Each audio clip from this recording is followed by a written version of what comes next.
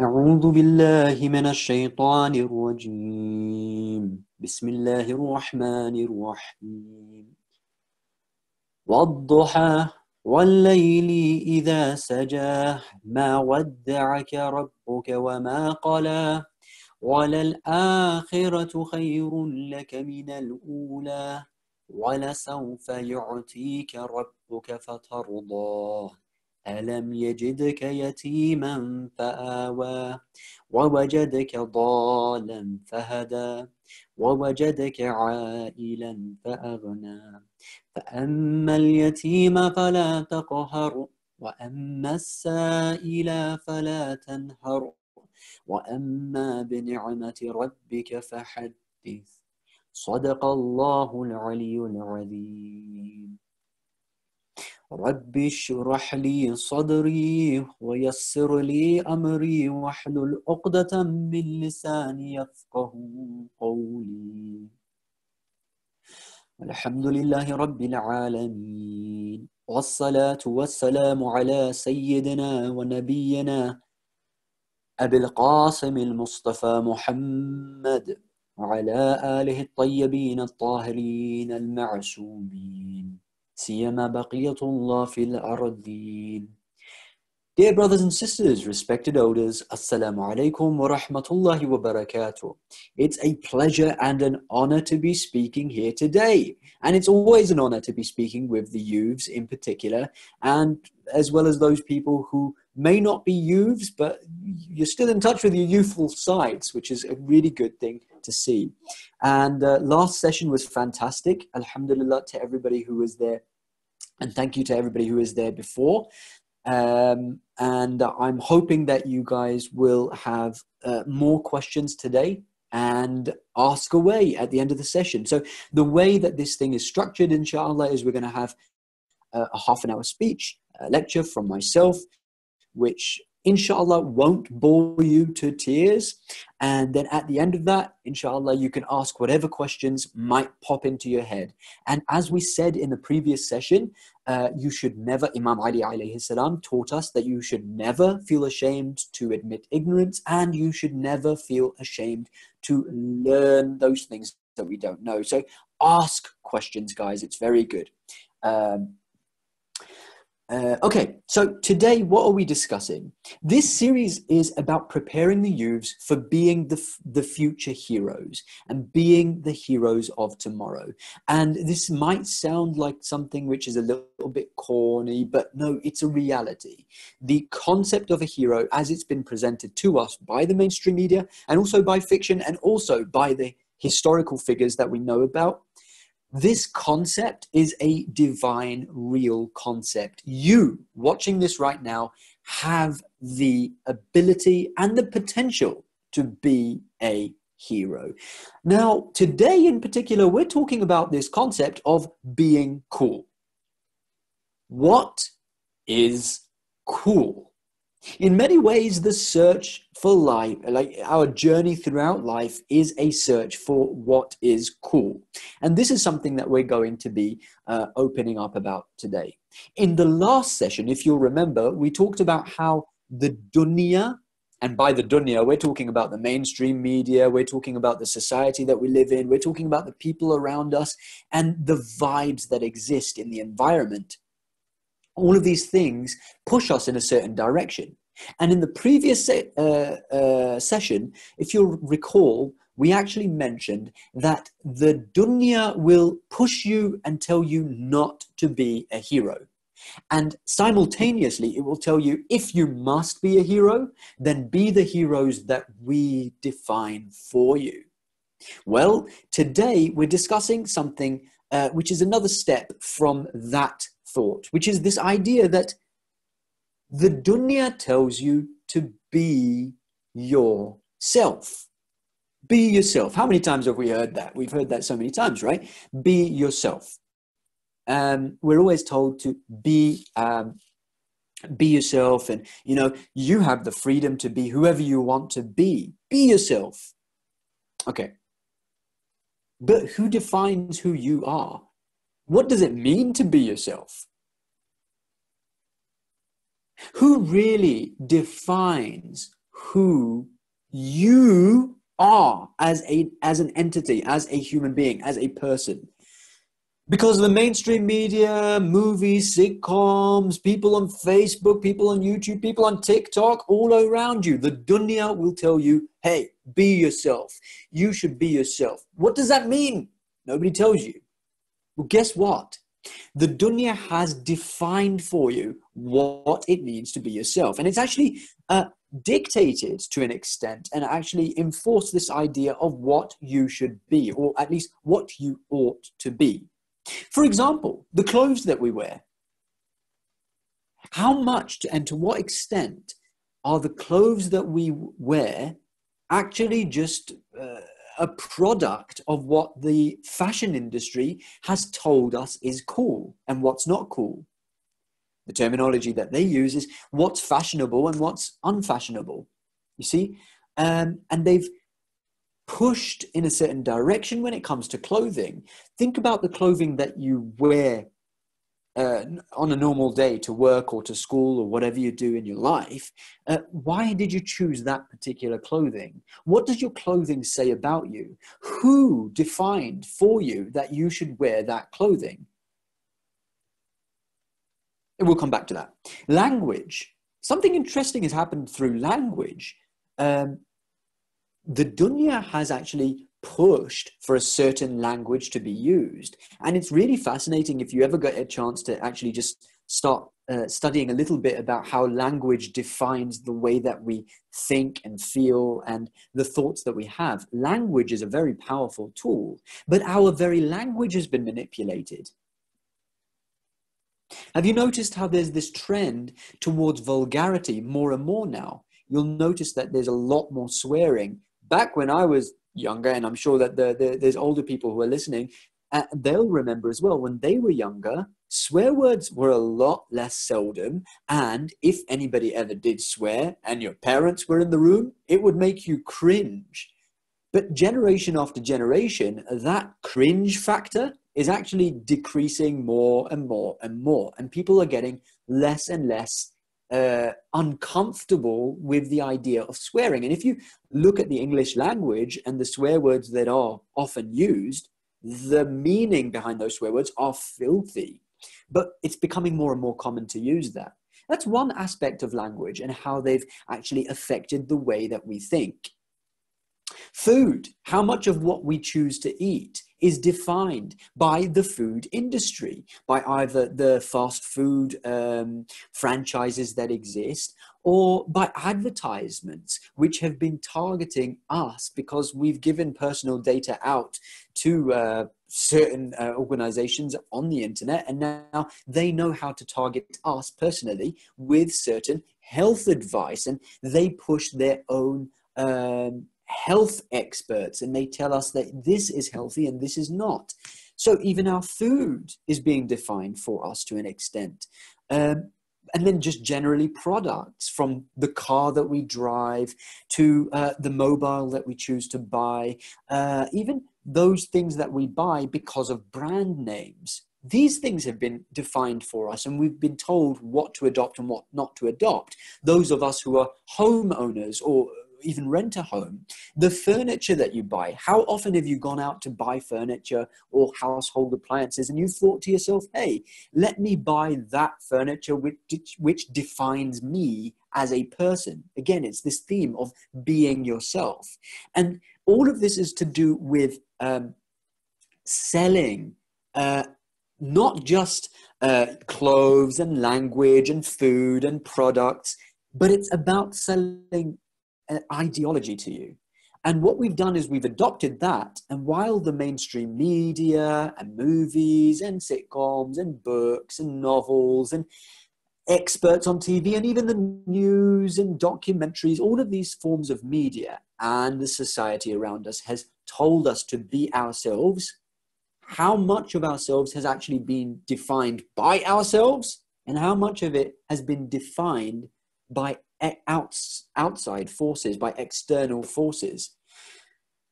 That's something for us to contemplate about. Now, let's just explore some of these mottos. The mottos which the dunya presents for us, and alongside these things, it tells us that these things are cool. These things are how to be yourself.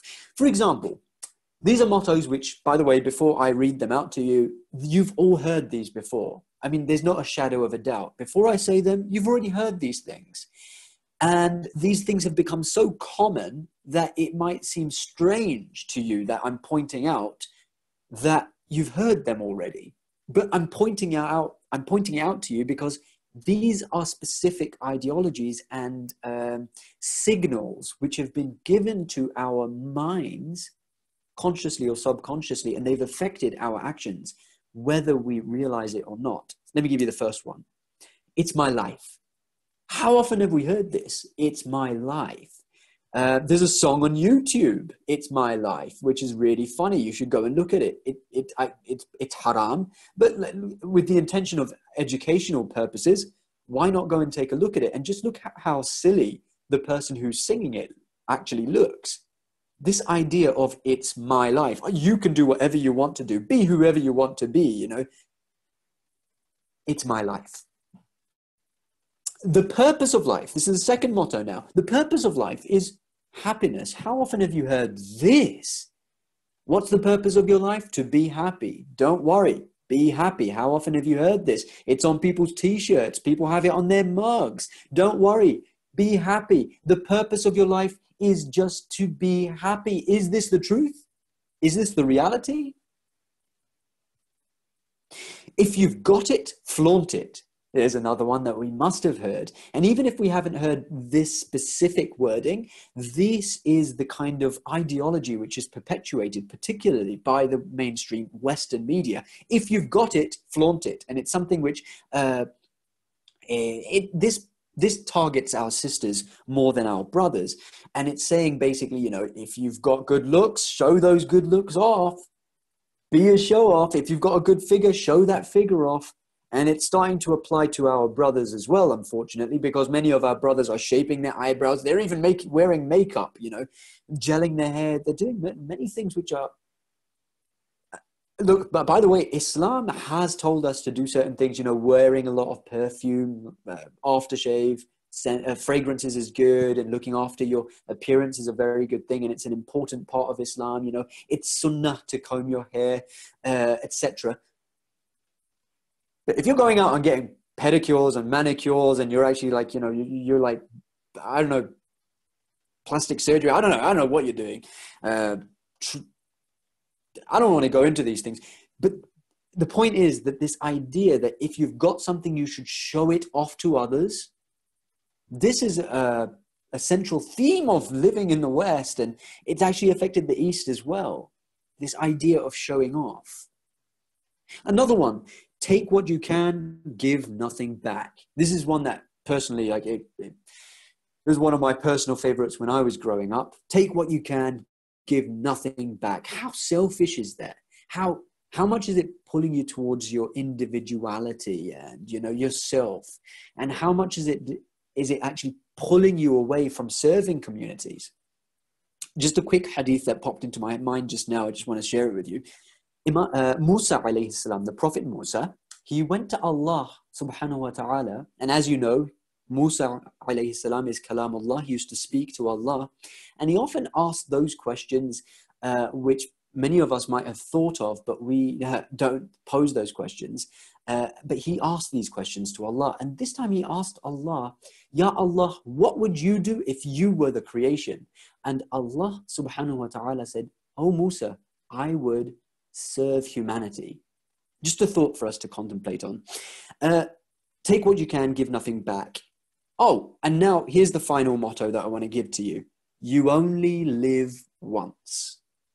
YOLO, hashtag YOLO. I mean, we have all heard this one, definitely. And if you haven't heard it, you're probably really old. What are you doing on this live session? This is a youth-orientated session. I'm just joking, no offense. Please don't take that. I was honestly just joking. But yeah, you only live once. How often have we heard this? And this is one of those themes which I feel is a little bit more recent than the other ones. But this idea that you should just, you know, go out and get as much pleasure as you can, because This is all going to end. This is the mentality of the kuffar, the mentality of disbelief itself. And we're going to come back to that. Now, all of these mottos are, I feel, compounded in this idea of being yourself. It all comes down to that. Be yourself. And all of these things are presented as something which is cool. But is it? Now, the fundamental question that we have to ask at this point, brothers and sisters, respected elders, is this. Who are you? Watching this video right now, listening to my voice right now, who are you? From wherever you are in the world, for whatever reason, Allah has brought you here and you're now listening to me. And you're listening to these words. Who are you? Who am I? Who is anybody? What is you? Okay. When you study Islamic theology, you learn that the human soul is searching for perfection. Every human soul is searching for perfection. Whichever way you look at it, everybody is basically searching for perfection. And anytime somebody takes steps towards a certain something, it's because they think that certain something is going to perfect them. So if they see any type of clothing, they think that that clothing is going to take them closer to perfection. How many times have you heard people say that, oh, you know, when I wear this clothing, it's going to make me more complete? The language that they use, the food that they choose to eat, the products that they have, the furniture that they surround themselves with, the houses, where they choose to live, how they choose to educate themselves, the friends that they choose to have, all of these things, people do them because they are searching for perfection. They look at a certain person and they think, this could be my potential spouse because this person will help me to perfect myself. I will be complete when I marry this person. And sometimes we get confused and we think that something is taking us towards perfection when it's not. That's when shaitan traps us. Now, this search for perfection, let's just simplify it for a moment. I like to call it this, at least for the purpose of this discussion. The search for perfection is the search for cool. That's all it is, guys. From the moment you recognize that there is such a thing as cool, you are searching for cool. And it might start off with seeing your dad and you're like, wow, he's so big and strong. I want to be like him. Or it might start off by seeing your mum and you think, wow, she's so loving and affectionate. I want to be like her. Then you start to develop in this idea and this search for perfection and this search for cool, and you start to identify coolness with certain characters. They might be fictional characters, they might be real characters. But what you start to see, and you'll notice certain people in school and you're like, wow, that person is so cool, I want to be like him or I want to be like her. You'll see certain celebrities, you want to be like them. Then you realize something. It's not the character themselves. It's not the person that you're looking for at all, but rather it's certain traits that you've recognized in that person that you admire. So for example, if you admire Indiana Jones, the famous action film hero, adventure film hero, eventually you'll get to a point where you realize, I did admire him, but now I'm realizing I don't actually admire him. I admire a trait that he has. For example, courage. It's the courage that I'm after, not him, but the courage. And you can apply this example everywhere. Where you see any characters, you'll notice that they have certain traits. And I'd like you, wherever you are right now, to just try and think of any character, any person, anybody that you admire. And then realize right now that you're not actually admiring that person, but you are admiring certain traits that that person has been able to adopt within themselves. And then you realize that it's those traits that you want to acquire, because when you acquire them, they will help you to reach perfection. It's those traits which are cool, whether it is bravery, whether it's intelligence, whether it's the ability to differentiate between right and wrong, whether it's the love, affection, care, whether it's quirkiness, whatever, funniness, whatever it might be. in that person that you admire, it's not the person. It's not about the person at all. It's actually the traits that appeal to you. And all of those traits, which are invisible, you can't see love, you can't see greatness, but you know that these things exist. Those traits all are attributes of Allah subhanahu wa ta'ala. See, you're only really ever, when we're saying that you're searching for perfection, and every human being is searching for perfection, you're actually searching for Allah. Inna lillahi wa inna ilayhi raji'un. We are for Allah, and to Allah do we return. In fact, to Allah are we continuously returning. Me, you, everybody is returning to Allah right now as we speak. We're returning towards perfection. Some might call it infinite consciousness. We're returning to it. There's a reality behind this concept. Okay, so just very quickly, you see a kid, and the kid is infatuated with a certain character, like Hello Kitty. She's, I don't know, like 5 years old. She loves Hello Kitty. She wants to have a Hello Kitty bag. She wants to dress like Hello Kitty. She wants to talk like Hello Kitty. She wants to eat like Hello Kitty. She wants to sleep like Hello Kitty. Everything is like Hello Kitty. Then that little girl has a brother who's like in his teenage years, and he started to idolize some sort of pop group, right? And one of these musicians has some really cool, I don't know, thoughts and ideas. So he keeps his poster in his room and he starts to emulate him. He wants to dress like the Beatles. He wants to look like those guys from One Direction. He wants to look like this band, whatever that band is. He really admires John Lennon for the cool, outspoken things that he says. For example, the brother is never going to look at Hello Kitty and be like, wow, that is so cool. No, because he's realized that that is so lame, because he's grown up a little bit, right? He's realized that that is something that children do, and I've outgrown that, and I'm looking at something which is cooler now.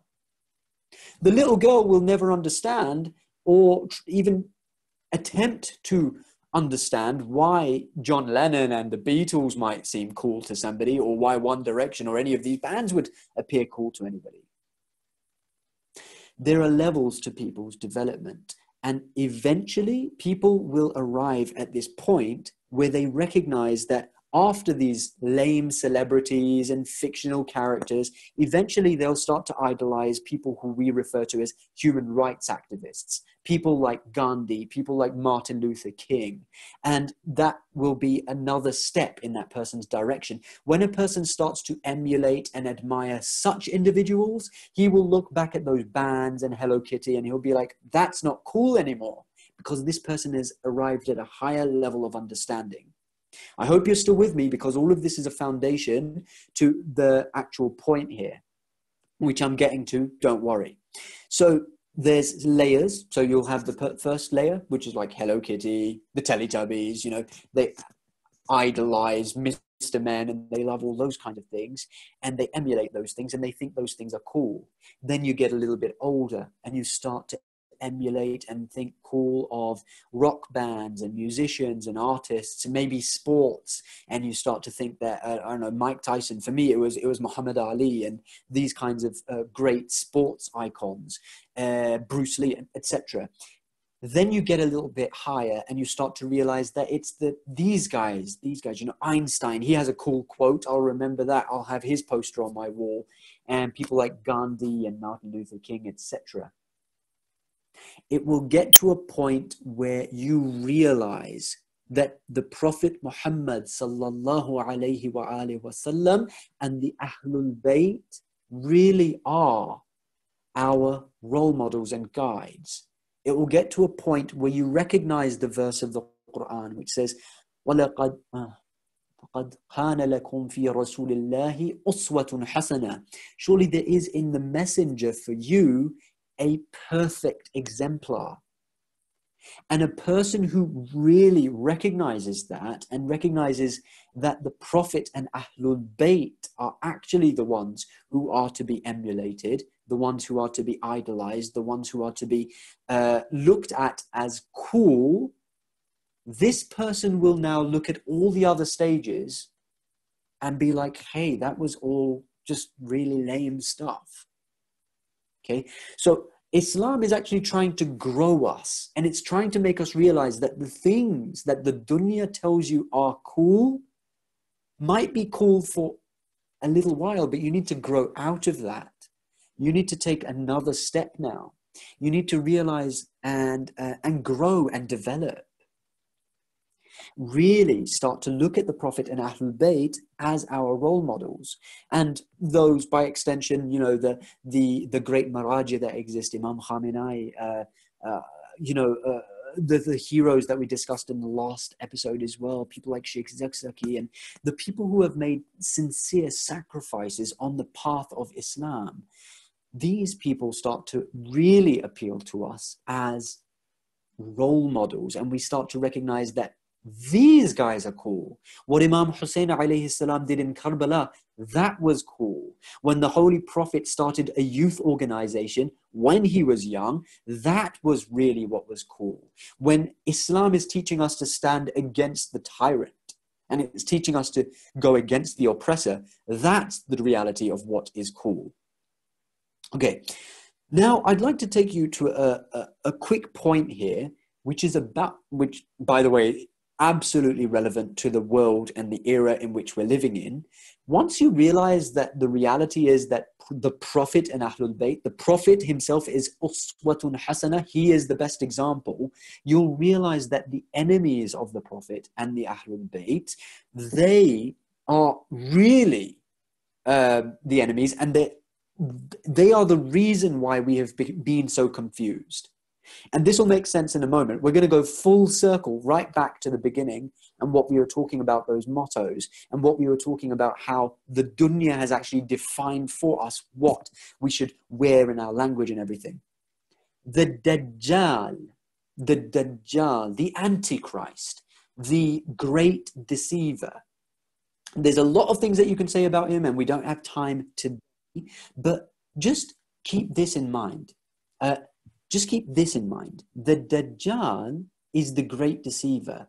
And one of the things that he will do is his mission is the exact opposite of all the prophets and the Ahlul Bayt. All of the prophets and the Ahlul Bayt and all of the great saints and sages came to teach us that this world is an illusion. This world is going to end.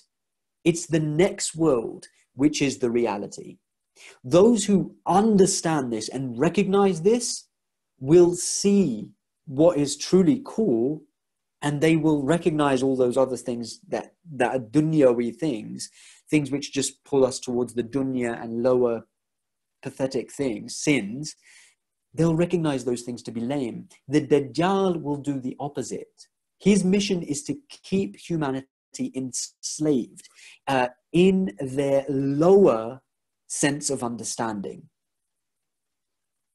يَعْلَمُونَ ظَاهِرًا مِنَ الْحَيَاةِ الدُّنْيَا وَهُمْ عَنِ الْآخِرَةِ هُمْ غَافِلُونَ. They know a little bit of they only know a little bit of the apparentness of this dunya. They only know like the surface of it all. They never go into the depth. They never recognize that everything that we see, hear, feel, touch in this world is not even the tip of the iceberg. Reality is way more than what we know to exist right here. This is nothing. This is a pinprick. This is a drop in the ocean that is existence. And Allah is calling us towards something way greater. فَفِرُّوا إِلَى اللَّهِ. So flee to Allah, the Quran tells us. Run away, escape to Allah. Now, let's go back to these mottos. And let's really just break these idols using verses of the Quran, inshallah, and our logic. So, it's my life. The dunya tells you it's my life. It's your life. Do whatever you want. It's your life, right?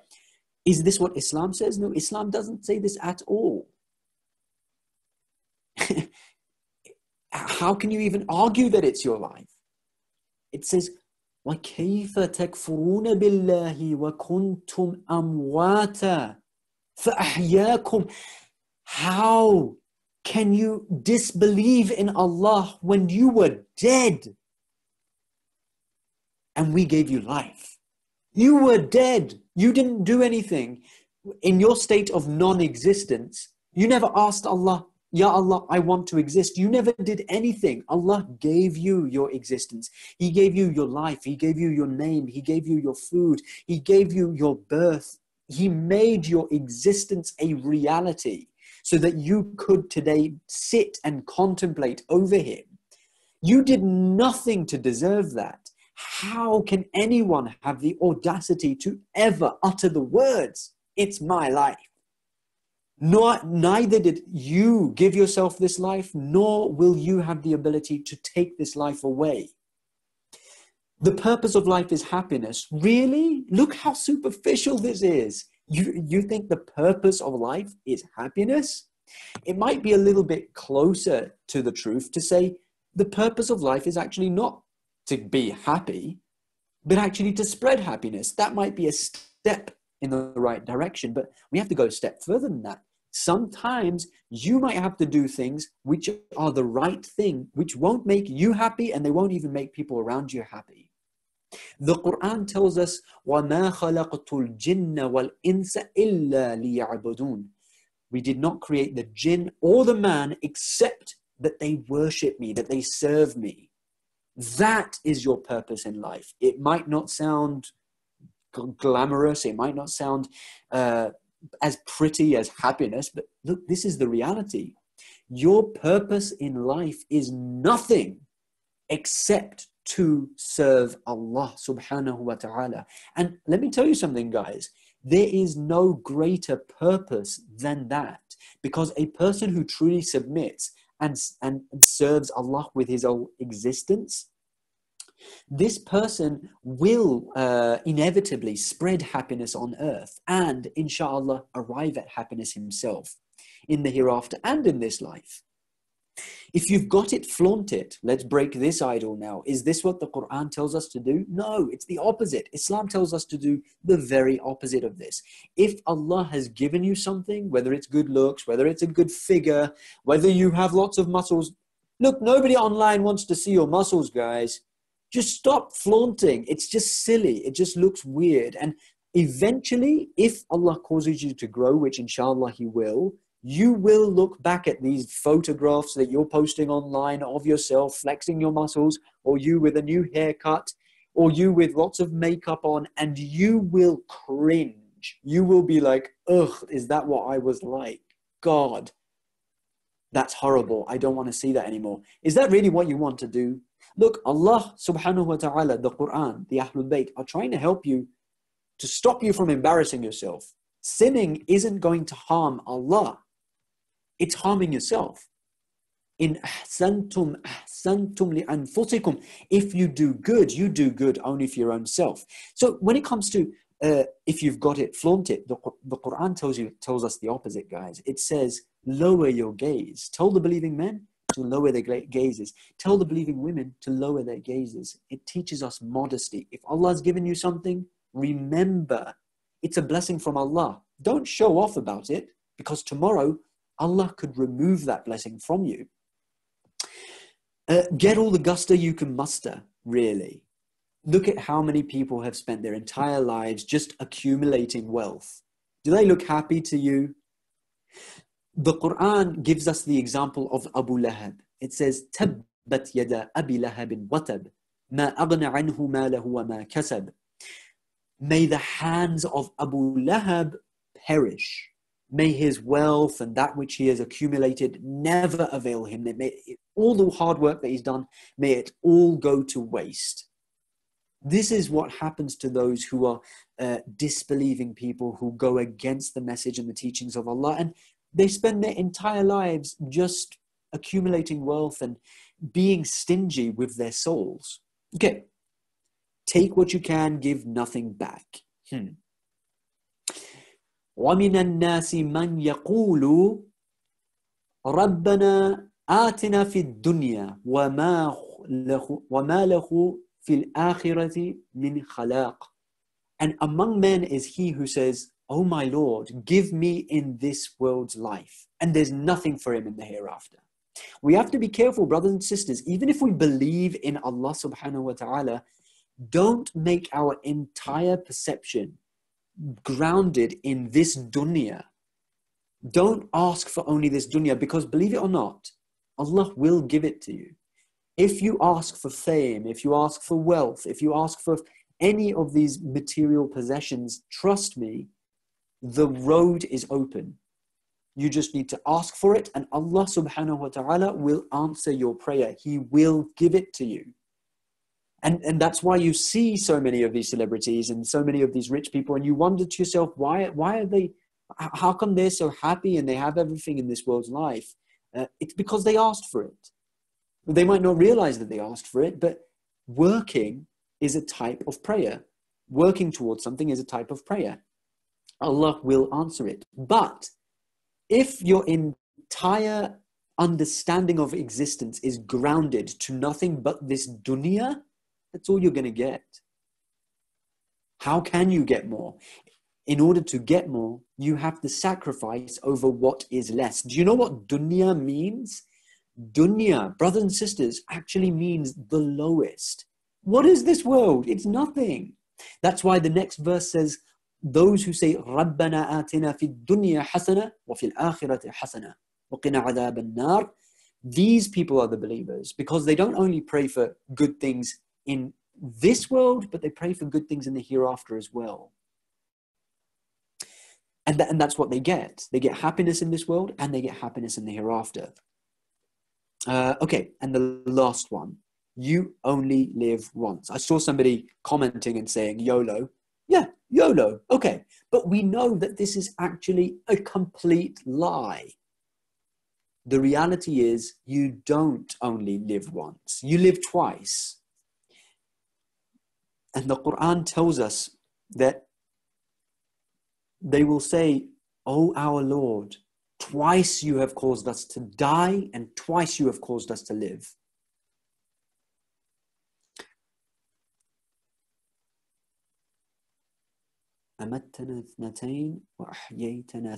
Yeah. Twice you have caused us to die, and twice you have caused us to live. Subhanallah, just think about that. You don't only live once. It's not YOLO. You live twice. And the next life is much greater, and there's much more to see, much more to hear, much more to feel in the next life. Okay.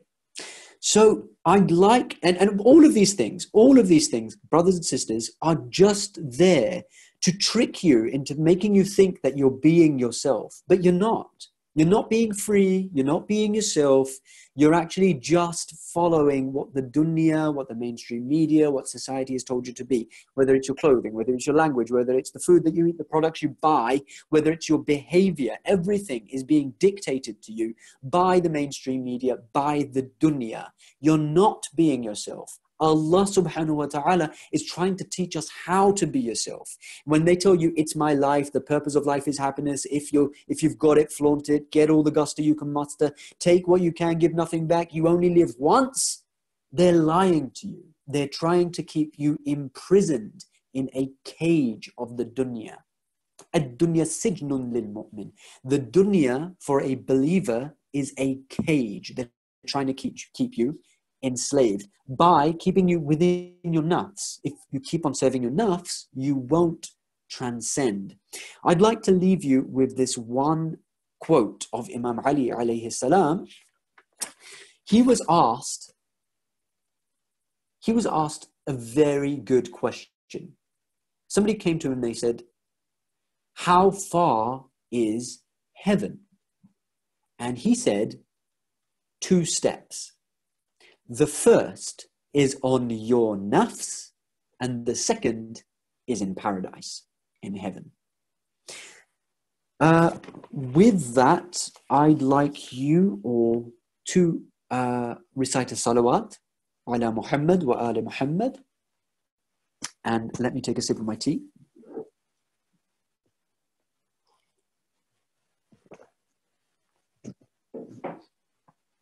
And let's recite a Surah Fatiha and 3 times Surah Ikhlas for all the marhumin, and we'll open up for question and answers. Sorry, I went a little bit over time, but yeah. أعوذ بالله من الشيطان الرجيم بسم الله الرحمن الرحيم.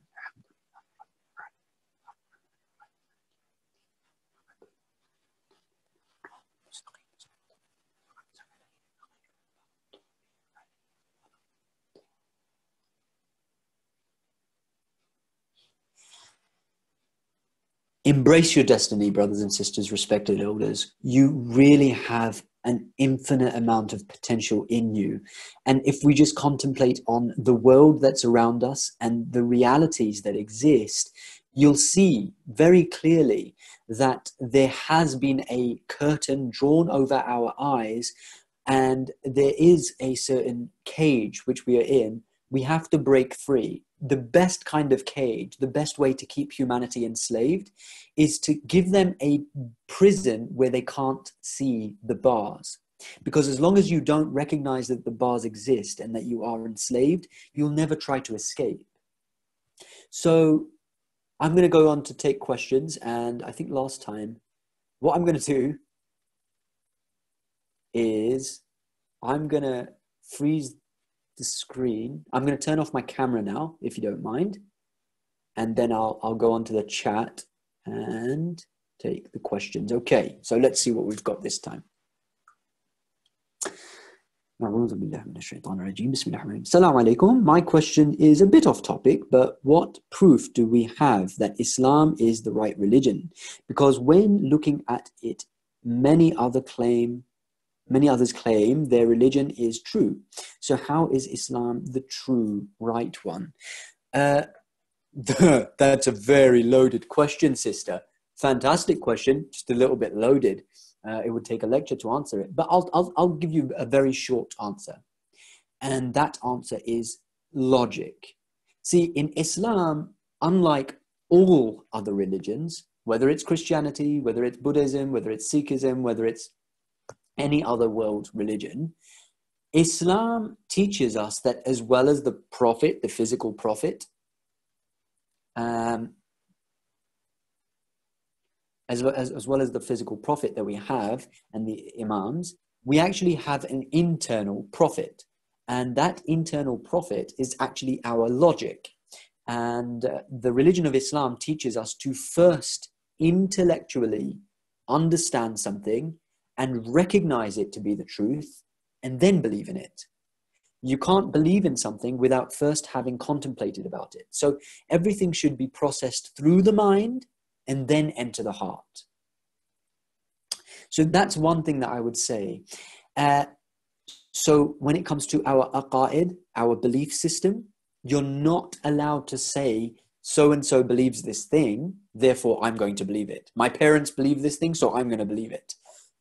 This scholar said something, so I'm going to believe it. No. Everything that Islam teaches us is actually very logical.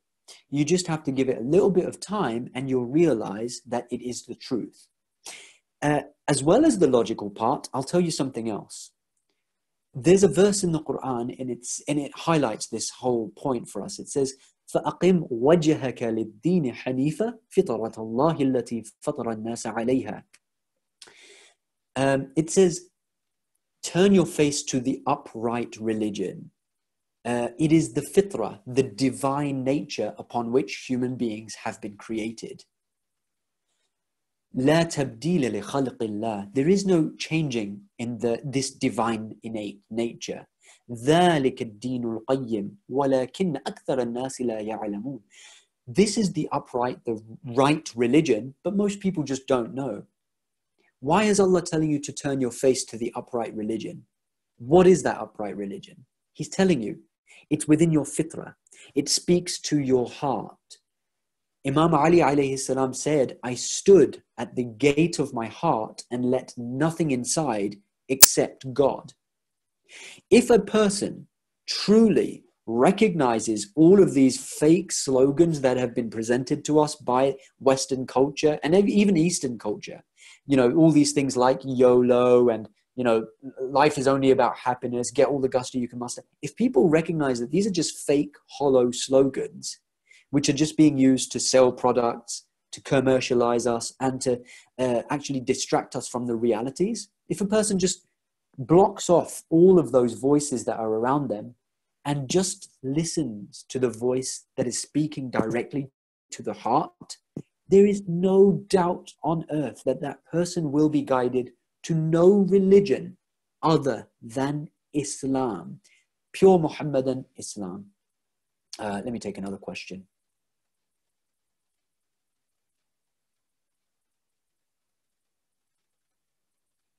Okay, so let me take another question. Let me see what's there. Salam. Wa alaikum salam. We can't see the comments. Okay, sorry.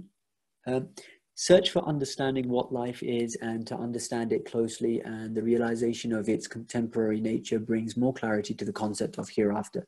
Thank you, Irshad Ahmed, for that. Misan Zaidi says, since we love things for their qualities, it's amazing to realize that Allah is the only one that can truly be loved, because he is not separate from his qualities. He is his qualities. Subhanallah. Very true. That's what it's about. See, so when we're looking at these characters that we admire, it's their traits, those noble traits that we are actually attracted to, and all those noble traits actually belong to Allah. Yeah, very good, yeah. Ahsan Jafari says, that's not the way it's perceived in society. Wait, are you guys just having a discussion? Where are my questions? Having sound problems? Please start. Assalamu alaikum. We can start. What's wrong with interest? Do I look like a banker to you? Okay, I'll try to answer that one since nobody's asking any other questions at this point. Okay, so interest, and I'll tell you why. I'll tell you why interest is bad. Number one, because the maraji' have said so. Remember, when it comes to fiqh, we follow the maraji'. Their word is the word of God. Just to clarify that and make it very simple for us to understand in a logical way, in order to understand what the commands of Allah are, we have to go to the hadith in the Quran. That's what the marjas have done. And when they have, all of them unanimously, in fact, not even the marjas, but even Sunni scholars and even me and you, if you go into the Quran, it tells us that riba is haram. Why? Have you ever played Monopoly, my friend? Have you ever played a game of Monopoly? And then you're playing with your younger brother who's not as clever as you. So what you do is you lend him some money, but then you say, okay, but you're going to have to pay me back a lot more. And then eventually what happens is you end up running out of money on the board and you are filthy rich and he is dirt poor and you haven't even had to do anything. You now own that person. He's your slave. Yeah, I was a mean older brother. But if you play Monopoly and you do this, you'll understand why, on very simple terms, why Allah has actually forbidden interest. Interest has ruined the economic system of the entire world. Most people in America, when they are born in debt. That's right. People are born indebted to Zionist bankers. I don't even know how that works, but that is the crazy monetary system that we have today. So that's just a very short answer. But yeah, the basic thing is you're not allowed to create something out of nothing, because that something doesn't exist. Money should be like the coins that we have, or the paper that we have to represent the coins, should be backed up by gold, actual things that you can trade. And if it's not, eventually it will collapse and it will bring down other economies of the world and it will spread absolute chaos. And if this doesn't make much sense, do a little bit of research and watch the news, because that's what we're literally witnessing right now in America. Let me take another question.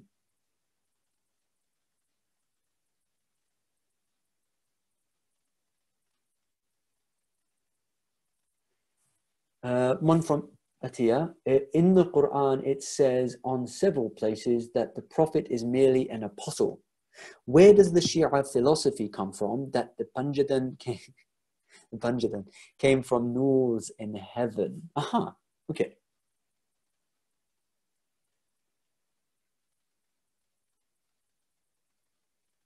Now that's a really deep question. So the sister asked a very good question.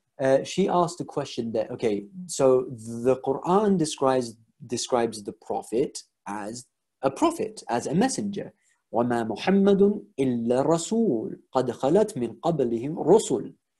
The Muhammad is nothing but a messenger. There have been other messengers before him. And she's right, to an extent. But also we have to bear in mind that when the Quran is saying this, it's so that we don't take one extreme, which is to, attribute absolute divinity and godliness to the Prophet, which is a mistake which our cousins among the Christians made with Jesus.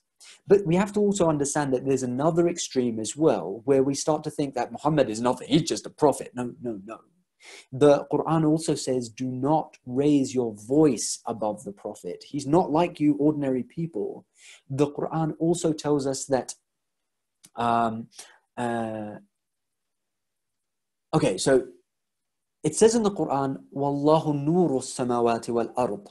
Allah is the light of the heavens and the earth. I mean, this is a deep philosophical question. We could talk for hours about it, but let me try to conclude it with this idea that the Panjatan, by the way, is Muhammad, Ali, Fatima, Hassan, Hussein, alayhi salam, alayhim salam. These are the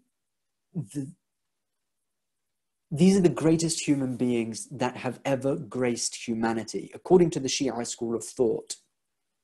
This is a traditionalist view that we have. And this idea, sister, that their origin is a divine light, it comes from the ahadith. And there's nothing that actually contradicts the Quran as far as I can see, and as far as the other scholars can see, when it comes to them having this divine source, them having come from this divine source.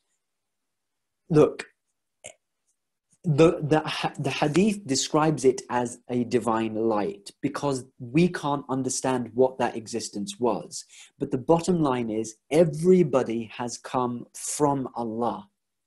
And now the question is, who was the first of the human beings to come from Allah? Not physically. Physically is different because that was Adam, the Prophet Adam. He was the first human being on earth. But who is the greatest of human beings? That is the Prophet Muhammad. Uswatun Hasana. He is rahmatul lil alameen. He is a mercy, the Quran says. He is the mercy for all of the worlds, right? So when it comes to the original creation of intelligence, before it entered into the domain of physical existence, which is this lowly dunya, what was that first creation? Was it Adam? Was it Ibrahim? Was it Musa? Because remember, we're talking about that person who represents the human race. And humans have the potential to be higher than the angels and lower than the animals. So it makes sense that humans would be the first thing to be envisioned by Allah. And it just makes sense that it would be the Prophet and Ahlul Bayt. I'm sorry, I know that was a really poor answer. I'll do my best to answer it better in the future if we talk about it again. Yeah, I mean, I'll talk to you about that, sister. All right, let me take another one. And I think this might be our last one because I need to go to suhoor. 1 second. Okay. Okay, so this is going to be the last question.